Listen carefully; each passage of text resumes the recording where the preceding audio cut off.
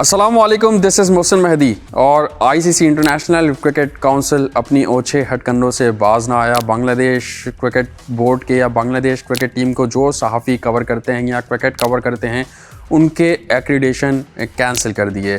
Bangladesh cricket board की जानिब से या उनके मीडिया मैनेजर की जानिब से ये बात वाज़े कर दी गई, बताई गई कि कुछ सहाफ़ियों को एक्रीडेशन ईमेल मौसूल हो गई थी कि आपका एक्रीडेशन एक्सेप्ट हो गया है, लेकिन उसके अगले ही रोज़ या थोड़ी ही देर बाद कैंसिलेशन की ईमेल मौसूल की गई। मैं समझता हूँ कि ये दोहरा म्यार है इंटरनेशनल क्रिकेट काउंसिल का, या फिर यह है कि आप एक आवाज़ को चुप करवाना चाहते हैं, आप डिक्टेट करना चाहते हैं, आप ख़ुद से क्रिकेट चलाना चाहते हैं कि बस जो हम चाहें वो हो, कोई सब मुस्बत बोलें, कोई नेगेटिव नहीं बोले, कोई मनफी बात ना करे। बहुत शर्मनाक अमल है ये आईसीसी की जानिब से कि बांग्लादेश क्रिकेट के जो सहाफ़ी हैं, जो स्पोर्ट्स के सहाफ़ी हैं, उनके जो एक्रीडेशन कैंसिल किए गए हैं उस पर जो आलमी सहाफ़ती तंजीमें हैं वो भी अब एक्शन लेने का सोच रही हैं। और बांग्लादेश में जितनी सहाफ़ती तंजीमें हैं उन्होंने भी इस बात पर तशवीश का इजहार किया है कि हमें अगर जैसे एक्रीडेशन कैंसिल भी किए हैं जितने भी सहाफ़ियों के, तो हमें कोई वजाहत नहीं दी गई। कोई वजाहत अगर दी जाती और उसके बाद कैंसिलेशन की जाती तमाम तर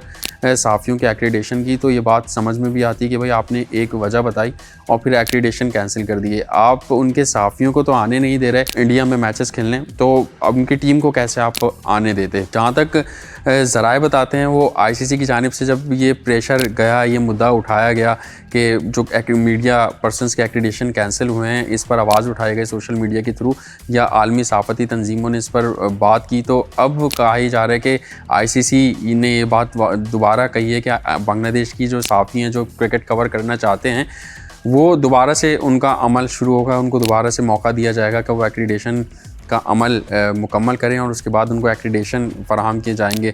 आईसीसी ने ज़रा ये बताते हैं कि कुछ सहाफ़ती तंजीमों से रब्ता किया है कि आप उन हज़रात के नाम हमें दे दें जो वर्ल्ड कप कवर करना चाहते हैं, उनके मैचेस कवर करना चाहते हैं, ताकि फिर हम उनका एक्रीडेशन का अमल दोबारा से शुरू करवा सकें।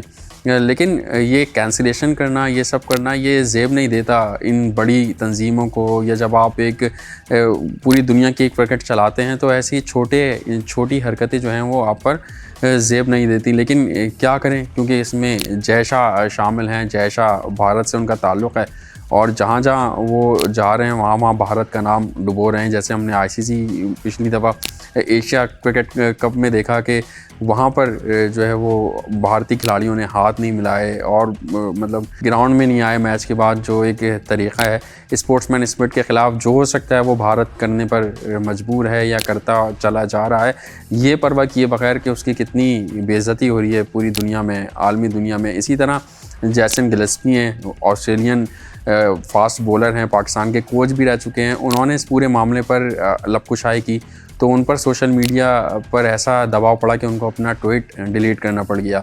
जैसन गिलस्पी ने लिखा था कि बांग्लादेश को वर्ल्ड कप से अगर बाहर किया है तो उसकी क्या कोई ठोस वजह बता सकता है कि उनको क्यों बाहर किया है। उन्होंने एक तकरीबन मुद्दा पेश आईसीसी 2025 का, जब पाकिस्तान को यहाँ पर मैचेस होस्ट करने थे और इंडिया ने आने से मना कर दिया था, तो उन्होंने ये मुद्दा उठाया कि जब इंडिया ने आने से मना कर दिया था तो उसको आपने अकोमोडेट किया, यहाँ बांग्लादेश को भी आप अकोमोडेट कर सकते थे या उनकी बात सुनी जा सकती थी, क्योंकि उनकी गवर्नमेंट ये कह रही थी।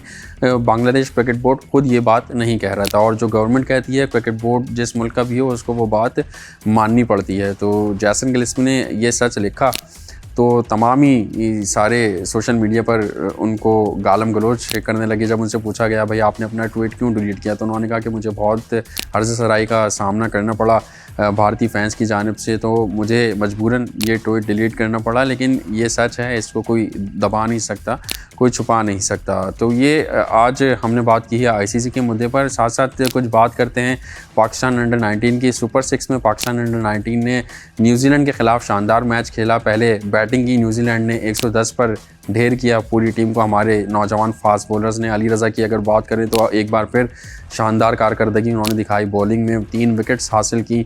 साथ साथ सुभान ने बड़ी शानदार बॉलिंग की, 3 मेडिन ओवर कराए, मेडिन ओवर में विकेट्स भी नहीं, और फिर टोटल अगर उनकी मजमूई विकेट्स की बात की जाए तो 4 विकेट्स उन्होंने हासिल की। तो जो सुपर 6 का न्यूजीलैंड के ख़िलाफ़ मैच था अंडर 19 का, वो फास्ट बॉलर्स के नाम रहा। बॉलिंग की अगर बात करें और बैटिंग में समीर मिन्हाज एक बार फिर समीर मिन्हाज का जादू सर चढ़कर बोला।